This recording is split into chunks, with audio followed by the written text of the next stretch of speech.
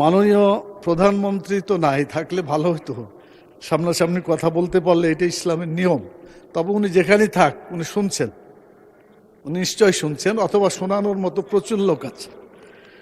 তো উনি গত কক্সবাজারে একটা বক্তব্য রেখেছেন বাজেটের ব্যাপারে। বাজেটে তো আলোচনাই হয়নি, আমরা কেবল শুরু করলাম।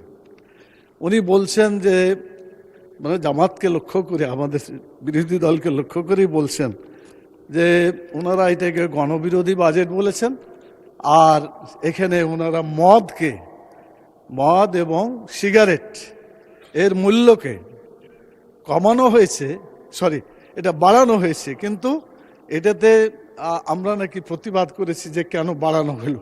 মনে হচ্ছে যে মদ আর সিগারেট আমাদের জিনিস, আমরা এটাকে ধারণ করি, লালন করি। ওইদিকে ধারণ করা লালন করার লোক আছে, এখানে নাই মাননীয় স্পিকার।